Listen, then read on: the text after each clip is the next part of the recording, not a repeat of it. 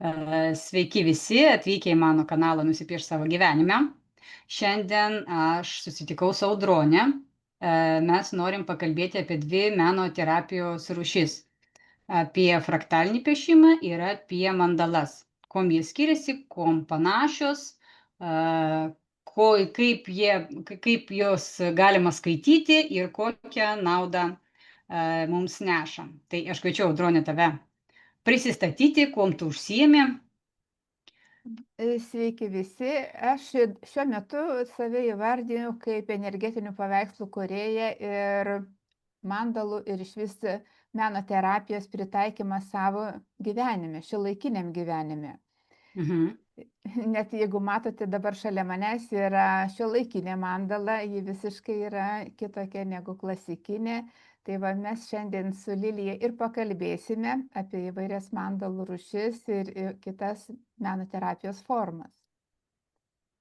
Jums aš noriu priminti, kad esu Lilija Putnienė ir vedu fraktalinių piešimų užsiėmimus savivertės ir piniginio mąstymo tema, nes tai yra abu labai susiję dalykai ir čia yra mano mėgstamiausia tema. Ir aš ją surišau su meno terapija. Todėl kviečiu, jeigu jums kažkas atsiliepia, kviečiu jungtis prie mūsų veiklų. Aprašymas jų yra po šio vaizdo įrašo, o mes tęsiam mūsų pokalbį.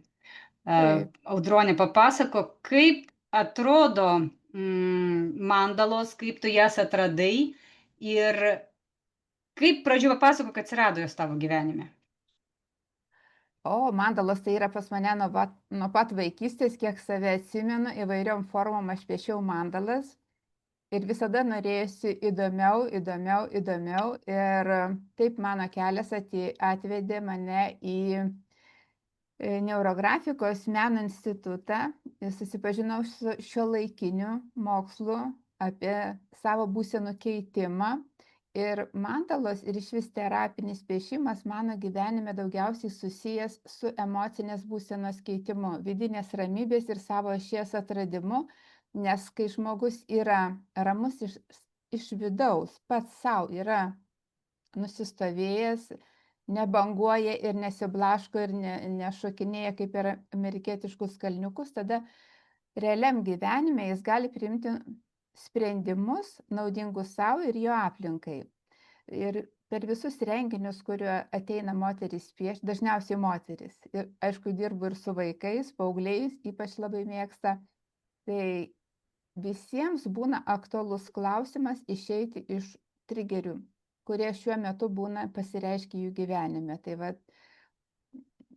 kadangi psichologinis aspektas mane visada domino ir domina ir dabar, tai pagrindinis dalykas, matyt, tas ir yra, kad tokius klientus aš ir pritraukiu, kuriem aktualu rasti ryšį pirmiausia su savimi.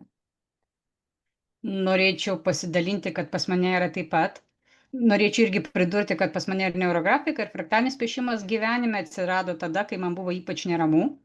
Ir piešimas jis mane įvesdavo į tokią irgi ramybės, žinai, atsipalaidavimo būseną, aš lyg atsijungdavau nuo problemų ir galėdavau jau paskui paleisti kažkokius sprendimus, vat, kas man patiko, žinai, kad ta prasme, pavyzdžiui, tu esi įsitikinus, kad gali būti tik taip ir ne kitaip, o išpiešus kuo smulkesnį išpieštą fraktalinį piešinį su daug laukelių, pas tave jau ateina galimybės, mąstymas kitaip, kad o kodėlgi ne?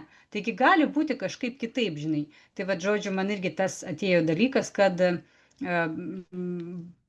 meno terapija, vat būtent šitie piešiniai veikia raminančiai. Tai čia yra panašumas tarp mandalų ir tarp fraktalinių piešinių. Taip, ir labai įdomu tas, kad visas požiūris ir mokslinis požiūris, psichologijos kaip mokslo vystymosi ir mandalų piešimas, kaip vystosi šiuolaikiniam gyvenime, viskas susiveda į tai, kad iš chaoso mes kuriam kažką konkretaus, kažką simetriško, kažką suvokiamo ir mūsų realybę harmonizuojančio. Tai pavyzdžiui, lygiai tokiu pat principu žmonės dažnai ateina į šitą būseną piešdami sakralinę geometriją. Tai irgi dar viena mandalų rūšis, kuri jau daugybę metų gyvena ir gyvuoja ir labai gerai atskleidžia žmogaus vidines būsenas, nes ne veltui yra sakoma, kaip viduje, taip ir išorėje, kaip išorėje, taip ir viduje. Tai vat, remiantis šituo principu ir vyksta gydomasis mandalų poveikis. Mhm. Ir čia pavyzdžiui, sakysim, kai smarkiai dirbau su neurografika, aišku, ir dabar vyksta tokie užsiėmimai, dažniausiai žmonės renkasi, kai nori savo chaosą, trigerius, neramumus, dažniausiai būna ir pyktis labai susikaupęs, toks Mhm. neišreikštas. Neurografika labai padeda išreikšti.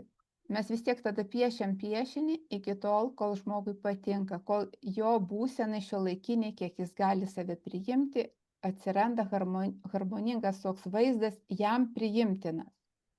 Čia nėra kalbos apie tai, kad mes piešiam kažkokį meno kūrinį, tai yra darbas su savimi.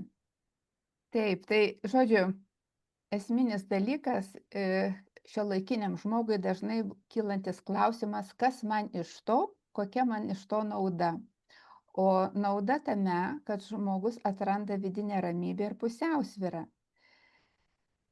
Bent jau nusiraminimą, aš galiu tau pridurti, kad Taip, bent jau nusiraminimą tam momentui. Nu tikrai, va, taip, užpiešus, man dar kas patinka, kad ir mandalos, ir fraktaliniai piešimas, jie yra tokie abstraktus. Tu neieškai ten kažkokių prasmių, kompozicijos, tu ieškai grožio būtent iš to abstraktaus piešinio. Ta prasme, tu neprivalai laikytis kažkokių tai taisyklių. Tai va, ten aišku, taisyklės yra savotiškos, bet jos eina, žinai, taip, nu, kaip čia pasakyti, nu, kaip jauti, iš pajautimo, žinai. Tai va. Taip, pavyzdžiui, neurografikoje yra atskiri algoritmai, kiekvienai būsenai išreikšti, netgi tiem patiems pinigams, apie kuriuos minėjai, arba emociniai būsenai, ar pusiausvyrai, ar ketinimai, norų išsipildymui. Taip ir bet kiekvienas mandalos piešimas, jeigu tu dirbi iš tikrųjų rimtai su savimi, tai turi būti su ketinimu. Tai dažnai užrašoma piešinio tema. Tai Mhm. realiai vyksta darbas. Bet kadangi žmonės dažnai, jeigu, sakysim, pradeda piešti ir nesigilina į niuansus tokius, kad egzistuoja tam tikri dėsniai, algoritmai, pats piešimas, aš tai vadinu kaip grafinė meditacija. Ir tada žmogus bet kuriuo atveju atsipalaiduoja, nurimsta, nes mūsų smegenys yra tiesiogiai susijusios su smulkiąja motorika. Ir tai žmogų bet Mhm, jo, kuriuo jo, atveju veikia labai labai teigiamai. Bet kuriuo atveju taip. teigiamai. Ir dar vienas ypatingai toks momentas, kuris neiškart pastebimas ir ne kiekvieną kartą apie tai pakalbama, tai yra refleksija, savirefleksija. Ir dažnai Mhm. būna, kad tą poveikį žmogus pajaučia po to, sekančią dieną, sakysim, naktį susapnuoja sapną arba kitą dieną jam, nes procesas vyksta, įsijungia kūrybinis procesas, mūsų pasąmonė atsiveria ir suvokimai ateina kitą dieną, kartais būna net po savaitės. Čia tokis labai momentas svarbus, kadangi mes aktyvuojam savo pasąmonę. Bet kuriuo atveju terapinis piešimas, tai mes kalbam su savim per savo pasąmonę. Išjudinam pasąmonėje paslėptus dalykus, kurie taip mūsų gyvenime kasdien nesimato. Tai Mhm. už tai atlikus piešinį, svarbu jo, kaip sakoma, neišmesti šiukšlių dėžę taip greitai, o bent keletą dienų palaikyti jums matomoje vietoje, jums, kad, kaip sakom, būtų ant akių. Tai tiesiog procesai vyksta toliau ir žmogui ateina tam tikri suvokimai, supratimai arba gauna patvirtinimus į atsakymus į tos klausimus, kurie šiek tiek neramino, tarkim. Mhm. Arba buvo neaiškumas, neturėjo atsakymų. O tiesiog viskas ateina iš savęs, nes turbūt ne vienas esate girdėję tokį pasakymą, kad visi atsakymai yra mumise, tiesiog tik juos reikia išgirsti. Na jo, tai va čia irgi pratęsiu tavo mintį, kad neurografika, ne neurografika, o fraktalinis piešimas veikia taip pat. Šio piešimo kūrėja, šio metodo kūrėja teigia, kad išpiešus, pavyzdžiui, 21 fraktalinį piešinių ciklą, poveikis išlieka 2 metams. Todėl rekomenduojama, ta prasme, to mintis naujos gali ateiti ne iškart po piešimo, pavyzdžiui, po mėnesio ar 2, jeigu taip jau intensyviai pagal taisyklės atlieki praktiką, tai nauji insightai, nauji įkvėpimai ateina gan ilgą laiką dar po pačio piešimo. Todėl, pavyzdžiui, 21 fraktalinį piešimo ciklą rekomenduojama išpiešti kartą per metus. Nes, jis ten irgi nuveda į tam tikrus procesus, atveria tam tikrus, duoda startą tam tikriems procesams smegenyse, kūrybinėms, naujų neuronų kūrimams, žodžiu, ir pradedamas suvokti, kad noriu judėti toliau. Čia, žinai, žiūrėjau vieną, kaip pasakyti, pasakojimą apie tą 21 fraktalinį piešinį, kad 5 metų bėgyje, jeigu tu kiekvienais metais visą išpieši, aišku, čia gan ilgas laiko tarpas iš tikrųjų. Tai tarkim, pirmais metais tu įeini į pusiausvyrą, antrais metais tu jau pradedi judėti, supranti, ką tu nori išgyvenimo, o trečiais metais tu jau šauni kaip raketa savo tiksluose. Ta prasme, tu jau matai tada tikslus ir jau šauni kaip raketa. Iš tikrųjų atrodo, kad tas laikotarpis gan ilgas, 5 metai, kas čia pieš tokius dalykus. Bet realiai saviugda jinai ir nevyksta per metus laiko. Pirmais metais tu tik pradedi suprasti, kad kažkur esi ne ten, kad kažką darai ne ten ir pradedama piešti tos piešinius, pradedi tik judėti ir matyti kryptį, ką tu norėtum veikti ir ką tu turėtum padaryti. Tai iš tikrųjų čia 5 ar 7 metai to piešimo, tai čia nėra labai ilgas laikotarpio tarpas. Nes pakeliui tu dar matysi, ką nori veikti, Ir čia yra, kaip aš sakau, saviugda, kad ir su tais pačiais piešiniais, tai yra procesas, nenustojantis niekada. Kaip medis, kuris auga ir niekada nenustoja augti iš tikrųjų. Jo. Šitoje vietoje labai geras momentas, kad bet kurio piešimo, ar fraktalo, ar neurografika, ar klasikinės mandalos, ar sakralinė geometrija yra puikus aspektas, kad mes galime tuos piešinius skaityti. Nes bet kurio atveju mes niekada nenupiešime tokio piešinio, kas neatspindėtų mūsų sielos. Mes vis tiek visada atspindim tai, kas mums šiuo metu aktualu. Ir jeigu taisyklingas piešinio interpretavimas, vadinamas skaitimas, tai labai žmogų iš vis pajudina eiti saviugdos keliu. O kaip dabar Lilija ir paminėjo, reiškia ilgas procesas. Saviugda tai yra kelionė. Ir jeigu žmogus jau pradeda eiti šitą kelią, tai be abejonės čia nebus nei metai, nei 2, nei 5. Čia tiesiog kelionė visam likusiam mūsų šios realybės įsikūnijime. Tai ir tiesiog kiekvienas piešinys, tik tai jeigu jį perskaitai, ar pats perskaitai, ar su specialisto pagalba, tu gauni žinias, kryptį, pamatai savo trigerius, apie kuriuos galbūt net nebuvai susimąstęs. Net negalvai, tarkim visai, dabar perėsim prie piešinių skaitimo. Fraktalinis piešimas būtent tuo ir ypatingas, kad jis turi savo skaitimo taisyklės. Būtent pats pirmas piešinys, kuris yra piešiamas, jis piešiamas diagnostinis, be užklausimo, be ketinimų į jį, tiesiog jis nustato tavo diagnostinę būseną. Piešiama užmerktomis akimis, pieštukai irgi traukiami užmerktomis akimis.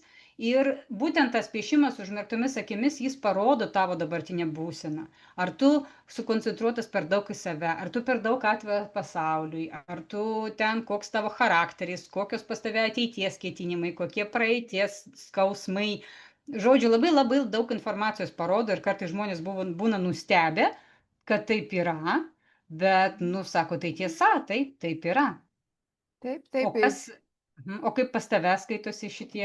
Taip, skaitosi tavo mandalų piešimas? Taip, mandalų piešimas, pavyzdžiui, sakysim, sakralinė geometrija. Turbūt ne vienas yra bandęs piešti gyvenimo gėlelę ir piešia tuos apskritimus ir paskui pamato, kad jau nesutampa. Ten tiesiog vis didėjanti paklaida atsiranda. Tai čia ir žiūrima. Tai ir žiūrima, ar tai kairiai pusėje, ar dešinėje ir įvairiais klausimais ir tada nagrinėjama. Žiūrint, koks buvo užduotas klausimas ir interpretacijos vyksta. Taip, lygiai taip pat neurografikoje. Nes va neurografikoj iš tiesų dar galima skaityti piešinį ne tik pagal linijas, formas, visokias figūras, bet ir pagal spalvas. Būtent va kaip ir Lilija minėjo, čia galima irgi imti pagal intuityviai kokios spalvos arba pagal tam tikrą, pavyzdžiui, ausį sistemą ar dar kokią kitą, bet kuriuo atveju, kaip ir minėjau, tai vis tiek bus atspindys tavo sielos. Tu niekada neparinksi tokios spalvos, kuri tau, pavyzdžiui, bus nemiela, neįdomi, neaktuali.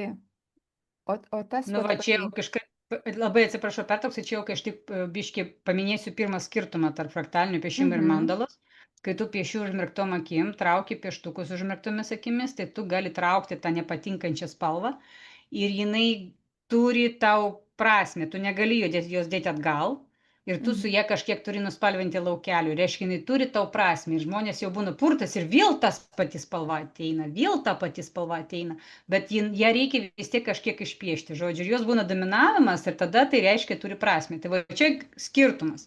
Nes jeigu žmogus Jo. ima tik tas spalvas, kurios jam patinka, reiškia, jis kitas spalvas nelabai priima, o tai reiškia tuo pačiu ir nepriima kažkokias galimybės savo. Man čia toks įdomus dalykas. Tai taip, ne tik tai galimybės, bet ir nepriima tam tikros savo asmenybės dalies. Tai bet va šitoj va vietoj, sakysim, fraktaliniam piešime tas atsispindi, nu, būtinai pagal taisyklę turi išpiešti. Bet, Mhm. sakysim, neurografikoje tai ir šitas dalykas išnagrinėjimas per refleksiją, savirefleksiją. Nes kadangi tai yra meno terapijos rūšis, refleksija būtina. Ta prasme, ką jauti, kokios mintys kyla, ką tai tau reiškia, užduoti daug klausimų. Tai va tada ir vyksta aktyvus darbas su piešiniu, nes čia ne vien tik tai techniškai atlikti, bet ir atsakyti į kylančius klausimus arba kodėl va tokia man spalva nepatinka, kodėl aš jos nenoriu, kodėl, pavyzdžiui, mano linijos tokios kampuotos arba kodėl aš negaliu piešti apskritimo, arba galiu piešti tik trikampius, arba, žodžiu, įvairūs ten dalykai, arba tiesiog, Mhm. pavyzdžiui, jeigu brėžiam liniją ir kodėl man jinai gaunasi tokia, sakysim, drebanti kažkokia, ar Jo, dar tai va čia kažką. irgi aš vėl įsiterpsiu apie skirtumą. Pati to fraktalinio piešimo kūrėja, jinai neįvedinėjo tokio dalyko kaip savirefleksija. Bet Mhm. aš įvedinėju savo 20, kai vedu 21 fraktalinių piešinių ciklą, aš prašau žmonės save reflektuoti. Bet, nu, šį vis tiek, kol tu save reflektuoji, tu nematai savęs iš šono, visada labai gerai lydintis asmuo. Todėl aš prašau palyginti piešinius, kurie buvo pirmas ir paskutinis, pakalbam apie savirefleksiją, kas pasikeitė, ką pastebėjo žmogus, nes tiesiog nepastebi. Nu, ta prasme, tu pati verdi savo siltise ir nematai. Kaip ir neurografikoje, beje, neurografika tai yra coachingas iš tikrųjų. Taip, taip. Tu jį pieši 5-6 piešinius kartu su coacheriu ir atsakinėjai klausimus ir jis tave nuveda tada ten, kur reikia. Tai va, ir aš irgi jau fraktaliniam piešime tokios kaip savirefleksijos nėra, bet yra pajautimas, žinai. Tai va, tai žodžiu, tą savirefleksiją aš bandau jau paskui pokalbių metu išvesti. Yra pora labai gerų algoritmų, kurie būtent parodo žmogaus būseną, tai čia yra emocinis portretas ir diagnostinis fraktalinis piešinys. Va, tai žodžiu, ir per juos galima su žmogum kalbėti apie jo vidinę būseną ir kur čia veda. Jo, bet pačios, kaip tokios savirefleksijos, ten, nu, neįvesta, bet aš jau ją įvedinėjau į kursą. Kadangi šiais laikais viskas yra daug labiau pagreitėję ir dažnai visi kalba apie kvantinę fiziką, kvantinį lauką ir viskas labai priklauso nuo to žmogaus, nuo stebėtojo, ar ne? Tai va Mhm. šitoj vietoj paminėta, kad dirbti su savo piešiniu ir turėti mokytoją šalia arba pagalbininką, kuris tau padėtų užduoti klausimus, tai tada žymiai, žymiai įvyksta kokybiškesnė savirefleksija ir greičiau Lengviau, ateini, jo, taip, greičiau jo. ateini iš taško A į tašką B. Nes, pavyzdžiui, piešti dėl pačio piešimo ir neuždavus temos, neuždavus krypties, ką nori pasiekti, į kokį klausimą atsakyti, tai gaunasi ta prasme tada tiesiog šiaip malonus laiko praleidimas. Tas irgi, aišku, yra Jo, naudinga. atsipalaidavimas, Taip, buvimas su savimi, atsipalaidavimas, ten irgi paleidimas kažkokios būsenos, jo, bet irgi yra naudinga, taip. tai irgi yra naudinga, tiesiog tokia laisvalaikio forma. Bet jeigu žmogus nori rimčiau, tai įsigilinti į save. Nes kodėl naudinga gilintis į save? Nes tas žmogus, kuris save pažįsta, pripažįsta, kad yra daug asmenybės pusių. Yra ir juoda, ir balta, ir Šešėliai žodžiu, visi, ane, ir taip dabar įvairūs, vadinami, nu. taip, taip, yra daug dalykų. Ir tada išnyksta toks kategoriškumas ir gali priimti save visokį, leidžia sau būti visokiu, taip tada ir bendravimas su kitais lygiai taip atsispindi. Reiškia, tolerancija daugiau vystosi, harmonija tiek kolektyve, tiek šeimoje ir bet kuriuo atveju ar fraktalų, ar neurografikos, ar klasikinių mandalų piešimas visada neša žmonėms šviesą. Ne veltui Mhm. yra mėgiamos tokios šviesos mandalos, angelų mandalos ir panašiai. Čia ypatingai pastebėjau tokį dalyką, žmonėms labai aktualu ir patiko, kiek visada vedžiau tokių renginių, piešti giminės sistemos mandalas. Tiek neurografikos, tiek klasikinės. Ir labai atsiveria tokie klodai, atrodo gyvena, tuos pačius žmonės savo artimiausius pažįsta ir kažką žino, o nupiešę piešinį atranda ypatingai naujų dalykų. Vat čia tas temos Jo, užsidavimas. labai gerai matosi santykiai per piešinį Taip, iš tikrųjų. taip, Tai aš neurografikoje aš irgi esu piešus tą būtent santykį. Tai labai gerai matosi, su kuo kokie santykiai pagal parinktas figūras, pagal jų dydį, pagal kur tu juos padėjai. Tai tas labai gerai jo. Matosi, tai kur va, tai konfliktiniai, kur geri santykiai, su kuo klojasi, o su kuo nesikloja. Jo, pritarsiu, sutiksiu čia. taip, tai Beje, apie tikrai. angelus dar, jeigu jau kalbu ir dabaigsiu, Mhm. apie angelus irgi yra fraktaliniam piešime angelų piešinys, kur tu užsimerki ir ieškai angelą, pieši angelą tiesiog ir paskui tu jo ieškai ten, kur tuose linijose, kur sudarei. Ir tai labai irgi mėgstamas algoritmas, nes angelus piešti yra malonu, pasakysiu taip. Taip, taip, tikrai taip. Iš tikrųjų, tai dar yra ir kitokių įdomių dalykų su tais fraktalais, nes vat, piešiau pas Liliją kaip tik tai tą 21 piešinio ciklą praėjau ir dar keletą kitų iššūkių. Tai atskleidžia tokius dalykus ir kad ugdo tavyje savybės, kurios galbūt pas tave buvo, nu, ne pirma vertybių sąraše, ne pirmume. Kažkur Mhm. toli nubruktos į šoną. O būtent discipliną ugdo, nes vat, reikia išpiešti laikę, išugdo tokias savybės, kurias, nu, kantrybė, kurios dažnai šiais laikais trūksta žmonėms. Tai, ta prasme, ne vien tik tai vyksta terapinis atsipalaidavimas, bet ir toks ugdomasis procesas. Tai labai, nu, kaip sakyt, sveikintina šiems laikams. Man asmeniškai pirmą kartą, kai piešiau fraktalinius piešinius 21 ciklą, man asmeniškai ugdė tvarkingumą, supranti, nes mano piešiniai tokie buvo pirmyžiniai. Dabar, kai žiūriu, tai jau tas štrichas gerokai tvarkingesnis, jau piešinys pats atrodo gerokai toks koncentruotas ir Taip, taip. tvarkingas, žinai. Jo, ir to žodžio atsakingumo ir manyje būtent buvo tas pirmas, kuris iššūkis, kurį aš įveikiau per 21 fraktalinį piešinį, būtent tvarkingumas. Niekur kitur aš taip nesugebėjau išsiugdyti šitos savybės, kaip šitam piešimo cikle. Jo, ir dar labai būna teigiamas atsiliepimas, kai žmonės pasakoja, ką, sakysim, aš skaitau piešinį, ar ne, atsiunčia man piešinį, aš skaitau piešinį, ką aš matau, kaip man atrodo ir žmonėms būna didžiulis nusistebėjimas, kaip aš asmeniškai nepažinodama žmogaus galiu tiek daug pasakyti iš piešinio. Ir kai atsiskleidžia tokios savybės piešiny, nu, ta prasme, pokalbėje čia ir refleksija vyksta,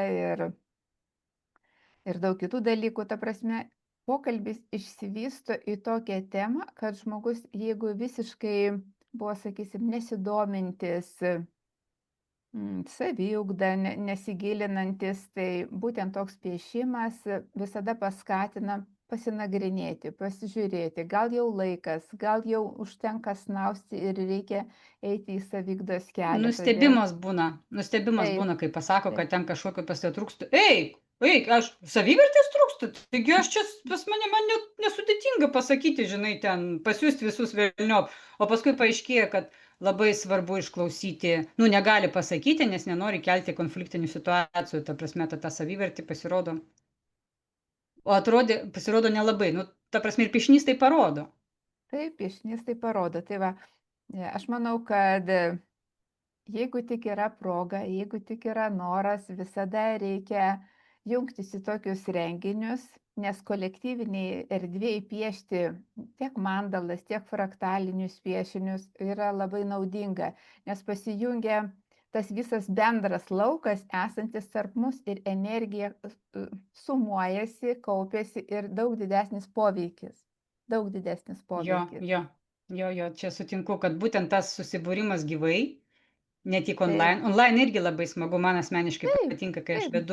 vedu, tarkim, užsiėmimą ir pas mane online žmonės prisijungia, aš juos jaučiu, kad jie mane žiūri, jie užduoda klausimus, galbūt jie paskui vėliau peržiūrės, nu, ta prasme, aš jaučiu gyvą tą ryšį.